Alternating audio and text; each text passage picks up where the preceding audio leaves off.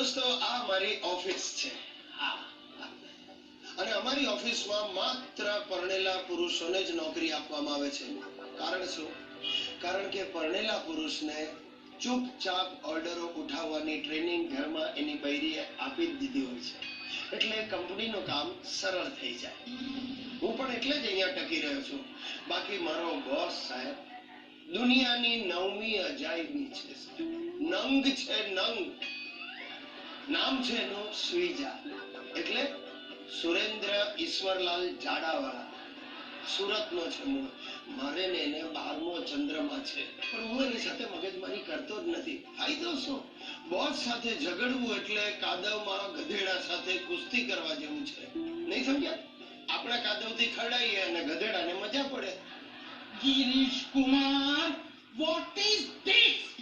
Office. I know, પણ ધ્વજ અડધી કાઠીએ કેમ લટકે છે? સર, અડધી કાઠી એટલે? અને સ્ટાફ નથી, ઓફિસ ખાલી છે. અને તમે અહીંયા ઓફિસ વેચવા કાઢ્યો એમ સાના ઉભા છો? સર, તમે કેમ ગુસ્સે થઈ જાઓ છો? આજે બેંક હોલિડે છે, સ્ટાફ નહીં આવે સર. આ તો તમે મને ગઈકાલે કહ્યું હતું ને કે ગિરીશ કુમાર મને બેલેન્સ શીટ તૈયાર જોઈએ, એટલે રજા છે છતાં હું આવ્યો સર. પણ તમે કેમ આવ્યા? આ મારી ઓફિસ છે, હું ગમે ત્યારે આવું અને ગમે ત્યારે જાઉં. Correct sir, you are right sir. તો જાઓ. નહીં એટલે સર આજે રજા છે, તમારા મિસેસને લઈને ક્યાંક ફરવા જાઓ. મારે કોની સાથે ફરવા જવું એવું નક્કી કરી, સમજ્યા તમે? Yes, you are boss.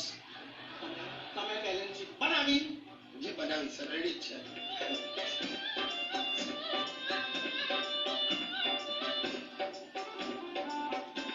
આ હું છે? શું સર? 2 કિલો બટાકા, 3 કિલો તુવેર દાળ, 1 ફિનાઈલનો ડબ્બો. Sorry sir, sorry. મારી વાઈફે લિસ્ટ આપેલું, જતા જતા લઈ જવાનું હતું, એટલે આઈ એમ સોરી સર. પ્લીઝ જુઓ સર. કોંગ્રેચ્યુલેશન જાડાવાલા સાહેબ. આ વખતે આપણી કંપની પ્રોફિટમાં છે. Oh, very good. તો તમે એક કામ કરો ગિરીશ કુમાર, જલ્દી ત્યાં બેલેન્સ શીટ પ્રિન્ટ કરાવો અને બધા શેર હોલ્ડરને મોકલી આપો. સર, બધા શેર હોલ્ડરને? હા, તો તકલીફ થશે. કંપની પાછી લોસમાં આવી જશે સર.